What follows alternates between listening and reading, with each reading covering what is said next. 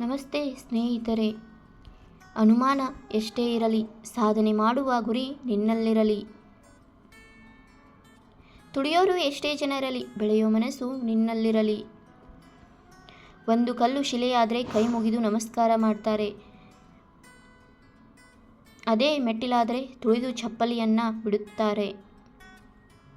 ನಿನ್ನ ಜೀವನ ಕೂಡ ಹಾಗೆ. ನೀನು ಸಾಧಿಸಿ ತೋರಿಸಿದೆ ನಮ್ಮವರು ಅಂತ ಹೇಳ್ತಾರೆ. ಸೋತ್ರೆ ನಮ್ಮವರೇ ಚುಚ್ಚು ಮಾತುಗಳಿಂದ ನಮ್ಮನ್ನು ಅವಮಾನ ಮಾಡುತ್ತಾರೆ. ಕೆಲವು ಜನ ಮನಃಶಾಂತಿಯಿಂದ ಬದುಕುತ್ತಾರೆ, ಇನ್ನೂ ಕೆಲವು ಜನ ಇನ್ನೊಬ್ಬರ ಮನಸ್ಸನ್ನು ಒಡೆಯುತ್ತಾ ಬದುಕುತ್ತಾರೆ. ಇದೇ ಪ್ರಪಂಚ. ಇವರೆಲ್ಲರನ್ನೂ ನೀನು ಗೆಲ್ಲಬೇಕು. ಇಂಥ ಜನರನ್ನು ನೀನು ಸೋಲಿಸಬೇಕು.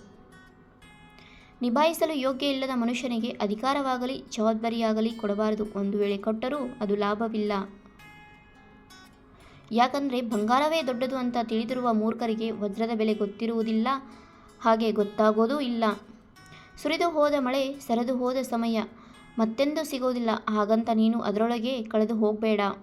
ಇನ್ನೊಬ್ಬರ ಬಾಳಿನ ಪುಸ್ತಕದಲ್ಲಿ ನೀನು ಒಂದು ಅಧ್ಯಾಯ ಅಷ್ಟೇ. ಅರ್ಥ ಆದರೂ ಅರ್ಥ ಆಗದೇ ಇದ್ದರೂ, ಇಷ್ಟ ಆದರೂ ಆಗದೇ ಇದ್ದರೂ ಪುಟ ತಿರುಗಿಸಿಯೇ ಬಿಡ್ತಾರೆ. ಮುಗಿದು ಹೋದ ವಿಷಯದ ಬಗ್ಗೆ ಚಿಂತಿಸಬೇಡ. ಕೆಳಗೆ ಬಿದ್ದ ಹೂವು ಮತ್ತೆ ಗಿಡ ಸೇರುವುದಿಲ್ಲ. ಅದೇ ಥರ ನೀನು ಕೂಡ ಯಾರ ಬಗ್ಗೆನೂ ಚಿಂತಿಸಬೇಡ. ಆಸೆಗಳಿಗಾಗಿ ಬದುಕಬೇಡ, ಆದರ್ಶಕ್ಕಾಗಿ ಬದುಕು. ಯಾಕಂದರೆ ದೀರ್ಘವಾದ ಜೀವನ ಮುಖ್ಯವಲ್ಲ, ದಿವ್ಯವಾದ ಜೀವನ ಮುಖ್ಯವಾಗುತ್ತದೆ. ಚೇಂಜ್ ಆಗು. ಈ ಪ್ರಪಂಚದಲ್ಲಿ ನಿನ್ನಿಂದ ಬದಲಾವಣೆ ಆಗಬೇಕು.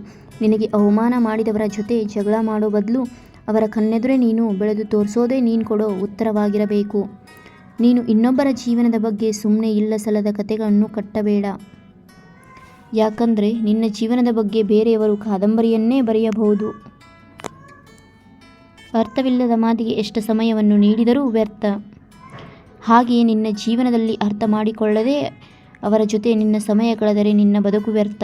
ನಿನ್ನ ಮುಂದೆ ಮಾತನಾಡಲು ಧೈರ್ಯವಿಲ್ಲದ ನಾಯಿನರೆಯಂಥ ಜನರು ಯೋಗ್ಯತೆಗೆ ತಕ್ಕಂತೆ ನಿನ್ನ ಬೆನ್ನ ಹಿಂದೆ ಮಾತನಾಡುತ್ತಾರೆ.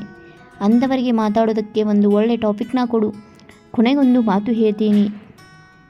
ಕಷ್ಟ ಕಲಿಸುತ್ತೆ, ಸುಖ ಮೆರೆಸುತ್ತೆ. ಒಳ್ಳೆತನ ಮತ್ತು ಆತ್ಮವಿಶ್ವಾಸ ಮಾತ್ರ ನಿನ್ನು ಬಾನೆತ್ತರಕ್ಕೆ ಬೆಳೆಸುತ್ತೆ.